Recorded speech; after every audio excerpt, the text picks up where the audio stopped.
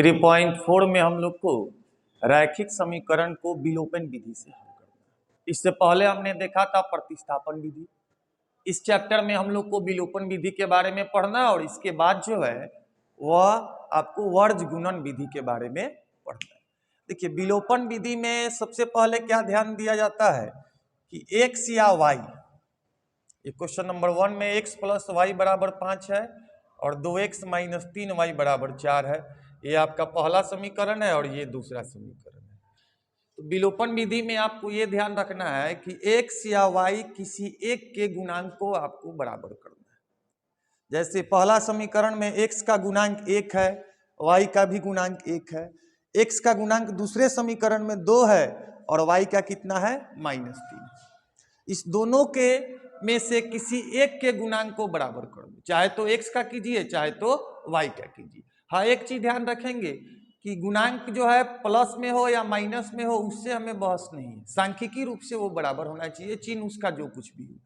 तो देखिए, यहाँ y का गुणांक 1 है और यहाँ पर 3 है, -3 है, तो हमको ये 3 से मतलब है। तो समीकरण 1 में यदि हम 3 से गुना कर देते हैं, समीकरण 1 में 3 से गुना करने पर अब देखिए, समीकरण 1 में हम 3 से गुना कर रहे हैं तो इसके तीनों पदों में करेंगे, ऐसा नहीं करेंगे केवल y में करेंगे। तो 3 गुना x हो जाएगा 3x प्लस 3 गुना y होगा 3y और 5 तिहाई हो गया 15। अब समीकरण नंबर 1 जो है हमारा मॉडिफाई होकर समीकरण नंबर 3 बन गया। समीकरण नंबर 1 से हमें कोई लेना देना नहीं। अब हमको जो कुछ भी करना है 2 से और 3 से करना है, क्योंकि एक से ही 3 प्राप्त हुआ है। अब देखिए, 2 और 3 दोनों में y का गुणांक यहाँ -3 है और यहाँ +3 है। चिन्ह अलग अलग हो तो दोनों समीकरण को आप जोड़ दीजिए और एक समान है तो घटा दीजिए। यहाँ एक का गुणांक -3 है और एक का गुणांक +3 है, तो हम क्या करेंगे, समीकरण 2 और 3 को जोड़ेंगे। समीकरण 2 प्लस समीकरण 3, चलिए 2 में है 2x माइनस 3y बराबर 4 प्लस 3x प्लस 3y बराबर 15। 2x और 3x 5x minus 3y plus 3y cut गया, 15 4 कितना हो गया 19 हो गया। यहां से आप x निकालोगे तो x बराबर हो जाएगा 19/5। अब समीकरण 1 2 और 3 जिससे आपको सुविधाजनक हो उससे आप y निकाल लो। तो 1 से ही सुविधाजनक है, समीकरण 1 से y बराबर आ जाएगा 5 माइनस x, यानी y बराबर हो गया 5 माइनस 19/5, यानी y बराबर 5 गुना 5 25 माइनस 19/5, यह हो गया 6/5। x बराबर 19/5 और y बराबर कितना हो गया 6/5। एग्जाम में ये नहीं लिखा रहता है किस विधि से हल कीजिए, आप किसी भी विधि से हल कर सकते हैं। कुछ क्वेश्चन प्रतिस्थापन से आसान पड़ता है, कुछ विलोपन से, और कुछ आगे जो हम लोग पढ़ेंगे वर्ज गुणन उससे आसान पड़ता है। तो किसी भी एक विधि से हम ज्ञात कर सकते हैं। चलिए, अब यहाँ पर अगला क्वेश्चन जो है ये x/2 प्लस 2y बट्टा 3 बराबर -1 है। पहले इसको ये पूर्ण बट्टा जो है भिन्न जो है इसको पूर्णांक बनाते हैं। 2 और 3 का लसा हो गया 6, 2 से भाग देंगे 3 चांस 3 गुना x 3x प्लस 3 से भाग देंगे 2 चांस 2 गुना 2y 4y बराबर -1। 3x प्लस 4y बराबर 6 जाएगा इधर, -1 को 6 से गुना करेंगे -6 होगा पहला समीकरण। और दूसरा समीकरण क्या है, x माइनस वाई बट्टा 3 बराबर 3, ये हो जाएगा 3x माइनस वाई बट्टा 3 बराबर 3। अब 3 को उस साइड भेजेंगे तो 3x माइनस वाई बराबर 3 तिहाई 9 हो जाएगा समीकरण नंबर 2। अब देखिए, यहाँ पर भी x का गुणांक 3 है और वहां भी x का गुणांक 3 है, तो पहले से ऑलरेडी ये बराबर है, तो इसमें हम कोई छेड़छाड़ नहीं करेंगे। अब केवल ये हमें सोचना है कि दोनों समीकरण को हम जोड़े कि घटाए। तो देखिए, x का गुणांक बराबर है तो x का गुणांक यहाँ +3 है और यहाँ भी +3 है, दोनों जगह प्लस है, समान साइन है, तो क्या करेंगे, घटाएंगे। 1 में से 2 घटाइए या 2 में से 1 घटाइए। समीकरण 1 माइनस समीकरण 2, चलिए समीकरण 1 है 3x प्लस 4y बराबर -6 घटाओ 3x माइनस y बराबर 9, घटाएंगे प्लस का माइनस, माइनस का प्लस, प्लस का माइनस, ये कट गया। 4y plus 1y 5y -6 -9 -15, y बराबर हो जाएगा -15/5 यानी -3। अब एक या दो किसी एक से x निकालते हैं, एक से ही निकालते हैं। समीकरण 1 से 3x बराबर -6 -4y, तो 3x बराबर क्या हो जाएगा -6 -4, y के वैल्यू -3 आया है।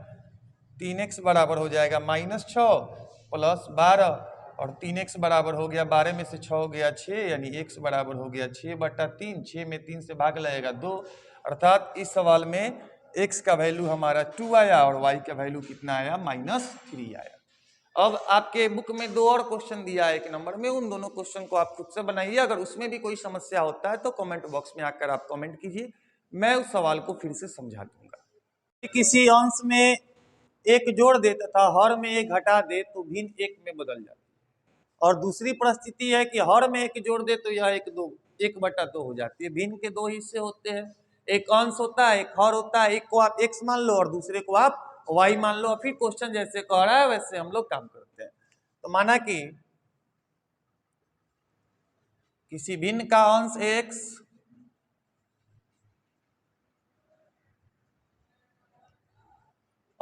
x तथा हर y है।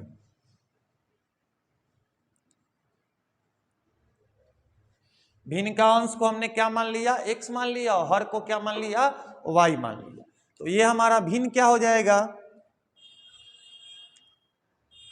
भिन्न अंश बटा हर होता है, यानी x/y हो जाएगा। अब प्रश्न में क्या कह रहा है कि यदि हम अंश में एक जोड़ दे, यानी x में एक जोड़ दे तथा हर में से एक घटा दे, y में से एक घटा देंगे तो ये भिन्न जो है एक में बदल जाती है, यानी भिन्न का मान 1 हो जाता है। चलिए x + 1 y - 1 को इधर भेजेंगे तो 1 से गुना होगा तो इतना ही रहेगा। एक तरफ खींचते हैं, x + 1 - y + 1 बराबर हो जाएगा 0, यानी यहाँ समीकरण बनेगा x - y + 2 बराबर 0। ये समीकरण नंबर 1 आया। तथा दूसरा परिस्थिति में क्या कह रहा है, यदि हर में एक जोड़ दे, इस बार केवल हर में एक जोड़ना है, अंश के साथ कुछ नहीं करना है, तो ये भिन्न कितना हो जाती है, 1/2 हो जाती है। क्रॉस मल्टीप्लाई करेंगे तो 2x बराबर y + 1, यानी कि 2x - y - 1 बराबर क्या हो जाएगा 0, समीकरण नंबर 2। अब यहाँ विलोपन विधि से यदि हमें हल करना है तो देखते हैं क्या कि y, दोनों समीकरण में y का गुणांक -1 ही है, यानी y का गुणांक बराबर है। तो बराबर भी है और चिन्ह भी समान है, तो चिन्ह जब समान रहता है तो दोनों समीकरण को क्या करते हैं, घटाते हैं। समीकरण 2 में से 1 घटाइए या 1 में से 2 घटाइए। 2 में से अगर 1 घटाते हैं तो पहले 2 को लिखेंगे और उसके नीचे 1 के लिखते हैं। ये प्लस का माइनस, माइनस का प्लस, प्लस का माइनस। 2x में से x गया x, -y + y कट गया, -1 - 2 -3 बराबर 0, यानी x बराबर कितना आ गया, 3 आ गया। 5 वर्ष पूर्व नूरी की आयु सोनू की आयु की 3 गुनी थी, और 10 वर्ष के बाद नूरी की आयु जो है वह सोनू की आयु की 2 गुनी हो जा रही है। आपको नूरी और सोनू की आयु भी निकालना है। एक के वर्तमान आयु को x मान लेते हैं, एक को y मान लेते हैं। माना कि नूरी की वर्तमान आयु x वर्ष तथा सोनू की वर्तमान आयु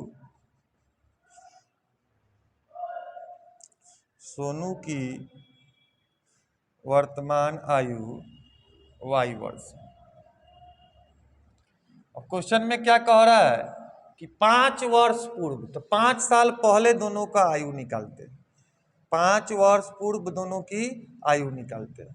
नूरी की आयु, यदि आज आपका उम्र 15 साल है तो 5 साल पहले 15 - 5 यानी 10 साल रहा होगा।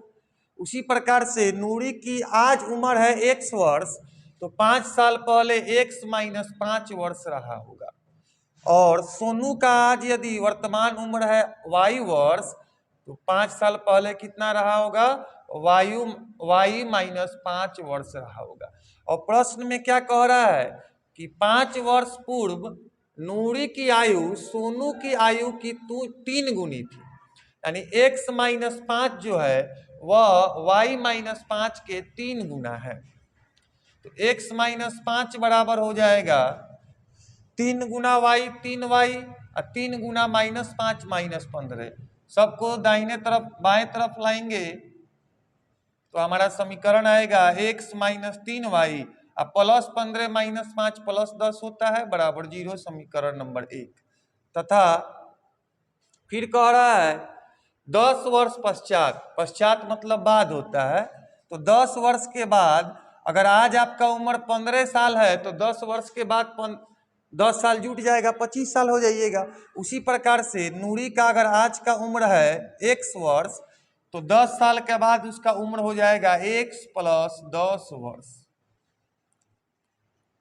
और सोनू का आज यदि उम्र है y वर्ष तो 10 साल के बाद सोनू का उम्र कितना होगा, y + 10 वर्ष हो जाएगा सोनू का उम्र। और प्रश्न में क्या कह रहा है, एक और चीज नीचे कह रहा है कि 10 वर्ष के बाद नूरी की आयु सोनू की आयु का 2 गुना होगा, यानी x + 10 जो है वह y + यहाँ 10 होगा, बाई मिस्टेक 5 लिखाया है, y + 10 का 2 गुना होगा। तो x + 10 बराबर कितना हो जाएगा, 2y + 20, एक तरफ लाते हैं बाएं तरफ तो x + 10 - 2y - 20 बराबर 0, यानी x - 2y 10 में से 20 गया -10 बराबर 0। ये आपका समीकरण नंबर 2 हो गया। इस दोनों समीकरण में यहाँ पर भी x का गुणांक 1 है और यहाँ भी 1 है, तो क्या करेंगे, 1 में से 2 को या 2 में से 1 को क्या करेंगे, हम घटा देंगे। तो समीकरण 1 - 2 करते हैं, x - 3y + 10 बराबर 0, 1 हो गया। 2 है x - 2y - 10 बराबर 0, घटाएंगे तो प्लस का माइनस, माइनस का प्लस, माइनस का प्लस, ये कैंसिल हो गया, -y + 2y -y हो जाएगा, 10 + 10 20 हो जाएगा बराबर 0, यानी कि -y बराबर -20, y बराबर हो गया 20। और समीकरण 1 से x निकालिए, x बराबर हो जाएगा 3y - 10, यानी कि 3 गुना 20 - 10, x बराबर हो गया 60 - 10 कितना हो गया, 50।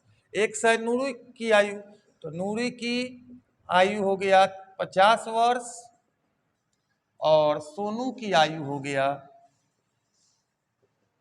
सोनू की आयु जो है y है तो y आया है कितना, 20, यह कितना हो गया, 20 वर्ष हो गया। यहाँ कह रहा है 2 अंकों की संख्या के अंकों का योग 9 है, 2 अंक की संख्या है, ठीक है, 2 अंक की संख्या में 2 अंक होता है, एक दहाई अंक है एक इकाई अंक, तो दहाई अंक को x मानते हैं, इकाई अंक को y मानते हैं। माना कि 2 अंकों की संख्या का दहाई अंक 1 है, x है, तथा इकाई अंक y है, अंक y। चलिए तो संख्या कितना हो जाएगा, देखिए xy, एक 54 है 2 अंक की संख्या, इसको हम ऐसे लिख सकते हैं, लेकिन x गुना y का मतलब बीजगणित में xy का मतलब x गुना y होता है, इसलिए इसको ऐसे न लिखकर 54 को लिखने का एक और तरीका है, 5 गुना 10 + 4, ये संक्षिप्त रूप है, ये विस्तारित रूप है, तो इस संख्या को हम विस्तारित रूप में लिखेंगे। तो ये दहाई पे है x तो 10x हो जाएगा, 10 गुना x 10x, इकाई पे है y तो +y। अंक पलटने पर क्या संख्या प्राप्त होगी, ये भी निकाल लेते हैं। अंक पलटने पर प्राप्त संख्या, अब अंक पलटे हैं तो y आ गया दहाई पर, तो उसमें गुना होगा 10 से, यानी कि 10y + x हो जाएगा। चलिए अब क्वेश्चन में क्या कह रहा है, इसके अंकों का योग है 9, अंकों का योग कितना है, 9 है, यानी कि x एक अंक है, एक अंक y है, दोनों को जोड़ने पाएगा 9, पहला समीकरण।